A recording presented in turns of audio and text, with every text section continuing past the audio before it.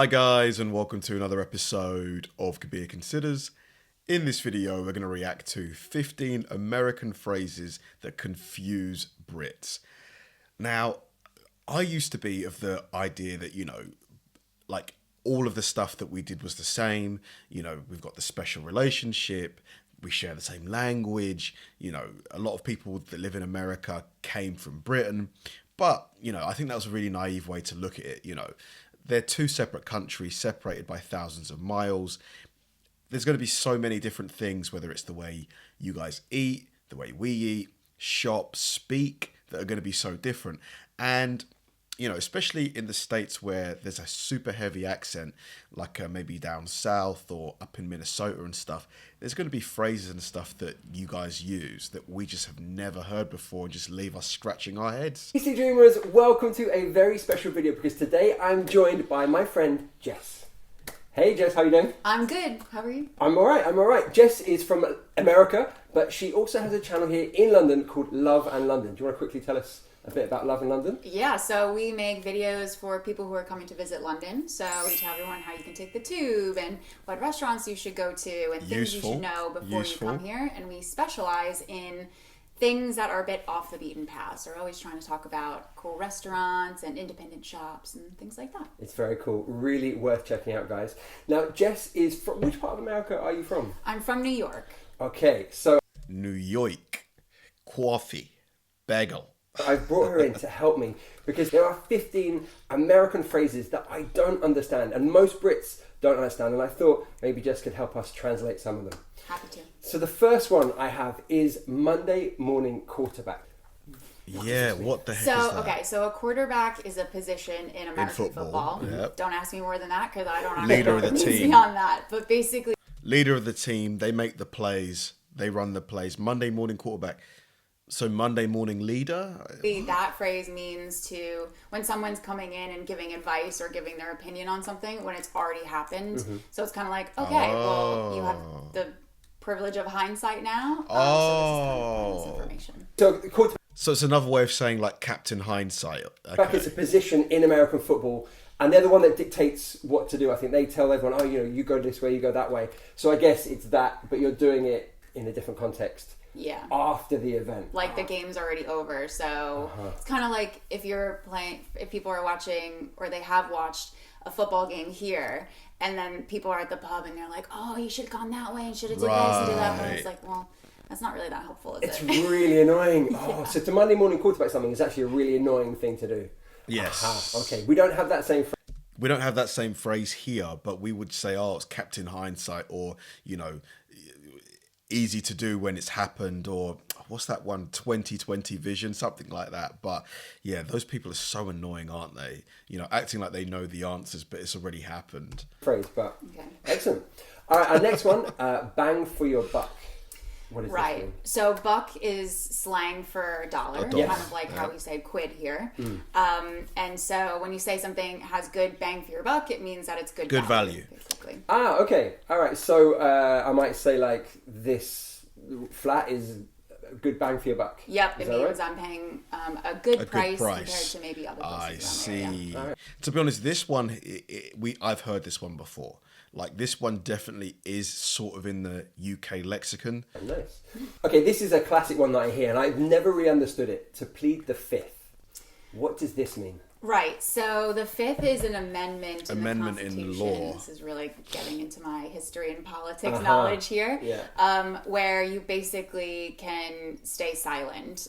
So in court, you can say that you plead the fifth, which means you actually don't have to answer any questions. I see. And this is in various different parts of the judicial process. So people will say, like, if I ask you a question and you don't want to answer sheepishly don't want to answer it, you'll be like, I plead the fifth. I see. So it's kind of like a jokey way of saying I don't want to answer that question.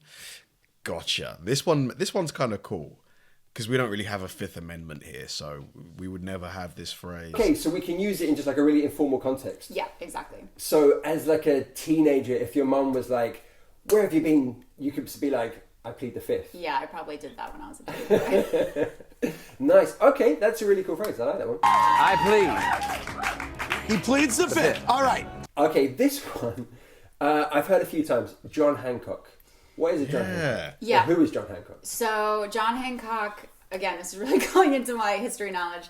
So he was one of the founding fathers, if I remember correctly, of the United States of America. And when you say John Hancock, it's slang for signature because I think he was potentially the first person to sign the Constitution when the U.S. left you guys. So, yeah, if someone says, I need your John Hancock, it means I need your signature. So can you put... I see. But why wouldn't you just say signature? Because it's shorter. I guess it's kind of like another cool way of asking for it. Because I thought slang usually was a quicker way of asking for something. Your John Hancock just there, for example. To me, it sounds like a euphemism for something else. But yeah, it sounds like a... I get that. Okay, John Hancock. A great question for you. A New York minute.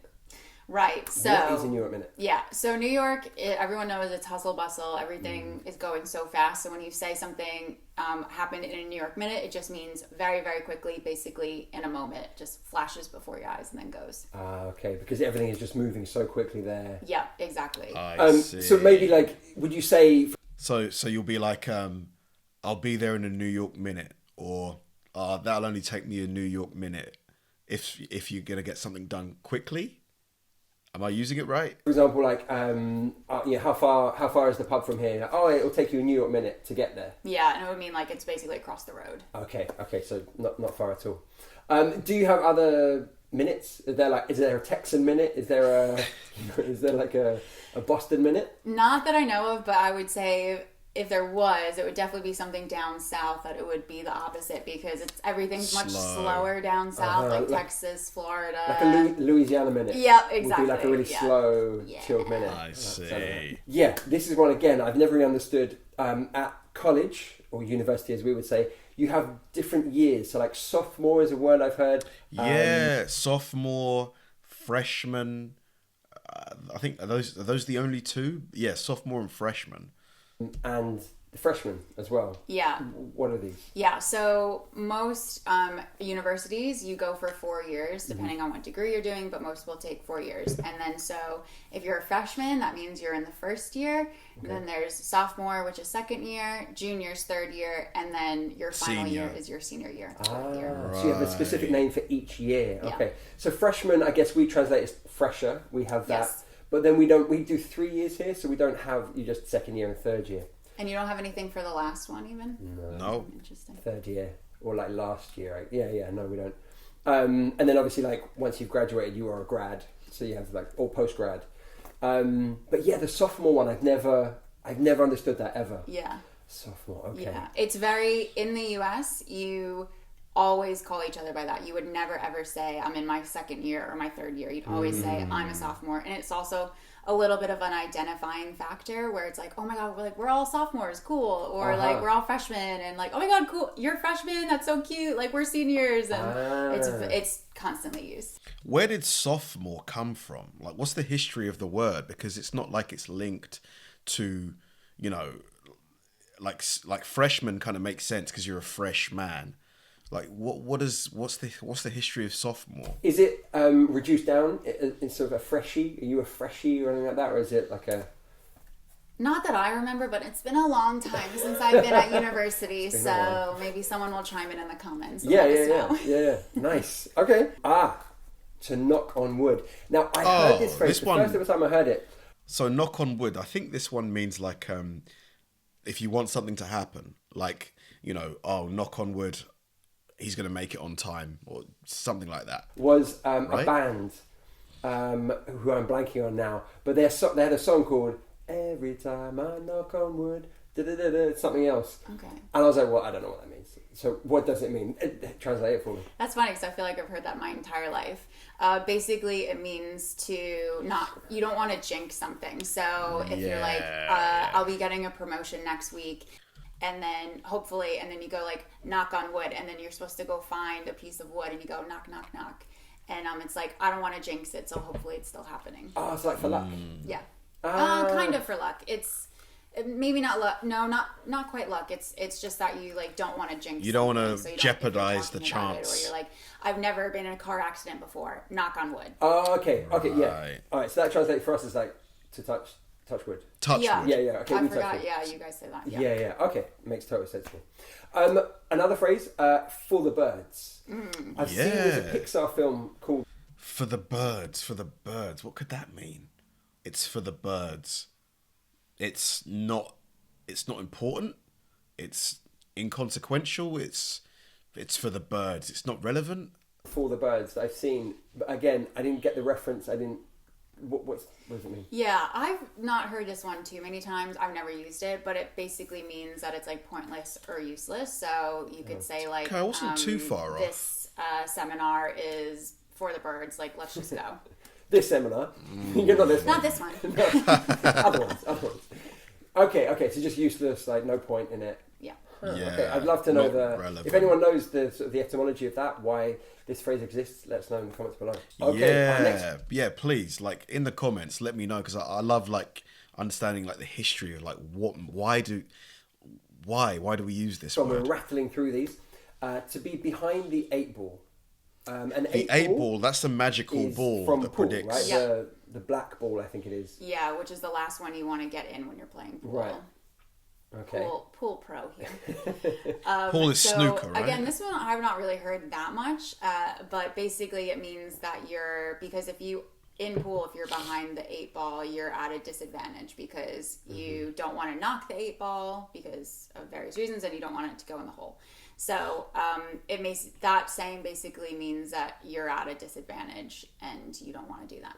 Okay. All right. Okay. Interesting. So maybe if I'm training for a race, and maybe like I haven't been training as long as some other people. You're like behind the 8 ball. I'm a bit behind the 8 ball compared to these guys. I think it would be, that might work, but I think it's more of that you would say like, I've sprained my ankle, so now I'm behind the 8 ball. Okay. Okay, makes sense. Okay, another one. Behind the 8 ball. Yeah, it's because we play snooker, and snooker balls don't have a number; they're just coloured. So yeah, that's why we would never use that one, I guess. Kind of cool though. Behind the 8 ball. These are quite cool. The whole 9 yards. This one rings a bell. Yeah, to go the distance, right? God, I've heard this, I guess, loads, but I don't know if I've used it in a very long time. I have been here for 10 years though, so I think sometimes like I forget. And I've lost a lot of the isms, and I picked up obviously some of the English ones. Yeah, so. yeah. So the whole 9 yards basically means like everything. So I'll say sometimes, so we like got this, and this. Like, yeah, we did everything. We did the whole 9 yards, or got the whole 9 yards, and just like kind of means like we did it all. Okay, cool. Maybe I'm thinking like at Christmas time. Houses, some people like to decorate their houses. Then there's one house that's just like lit up. Everything is just amazing. Everywhere. It's the whole 9 yards. Yep. Right? So in 9 yards is 9 yards in football, like American football? Is that where it's from? Like, is there like a certain stretch of the field that's 9 yards? Is the touchdown zone, the end zone? Is that 9 yards? Is that where it comes from? Yeah, everything. Yeah. Okay, cool. Nice phrase. Okay, we've got a few more. This one, broil. I've heard this word, and again, it's like cooking. We've got the word boil, but not broil. Yeah.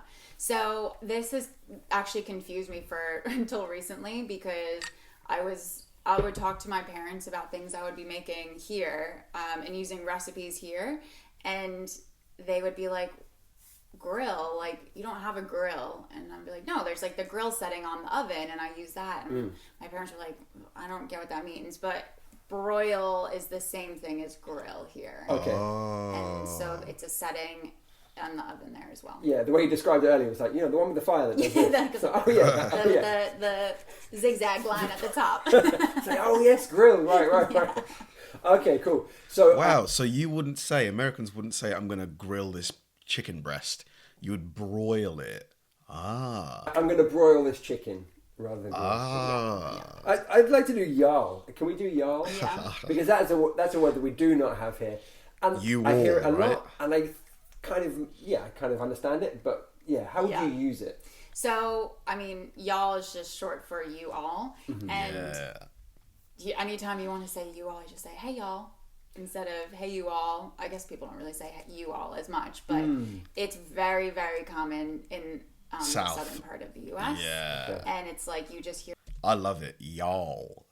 What's up, y'all? Hey, y'all. it all the time. And it's kind of, if I ever go to the south of the US, people are always saying it and it kind of like gets in my head and then I'll be like, start saying it. I'm like, no, I'm from New York. I live in London. I'm not allowed to say it. Oh, really? So like someone from New York just wouldn't say y'all? No. Okay. It's a southern thing. But it's kind of charming too. I think so. Yeah. You've said it, but you've definitely said it. Or do you even put it in messages sometimes? Like, hey, y'all. Maybe. Yeah. To be fair, I think like people will do it like for fun. Yeah, people do it for fun here. Like rarely, but I've definitely seen it before. Like I've definitely received a message that has y'all in it. Maybe from like my sister to like the family group chat. If they're not from the South and just kind of to, instead of being like, hey ya, or something like that, it's like, hey y'all. Yeah. But I think there are definitely those words where you feel like you're being quite playful. And you're not necessarily from that region or whatever. Part of the world. Like there's a few Scottish words I use where it's like, okay, I'm not Scottish, but it's fun to say like we for small, right? Like I have a wee bit. And it's like, it's just a fun, it's almost entertaining yourself when you're saying these words. So cool. All right. I think that's everything. I think we've done a lot. Jess, thank you so much. I feel informed. I hope you guys feel informed. Definitely. I would say out of the 13, I've definitely heard of at least like half of them. But yeah, for the birds, completely new to me. Plead the Fifth, completely new to me. And I think because, you know, the Fifth Amendment is such an important part of American sort of history and, you know, law and stuff, it's unique to America. So there's just no reason that we would use it because the Fifth Amendment doesn't apply to the UK, although because of the amount of American TV and movies that we're consuming over here, wouldn't surprise me if people start saying I plead the Fifth. It wouldn't surprise me one bit. Thanks for watching, guys, and I'll see you in the next one.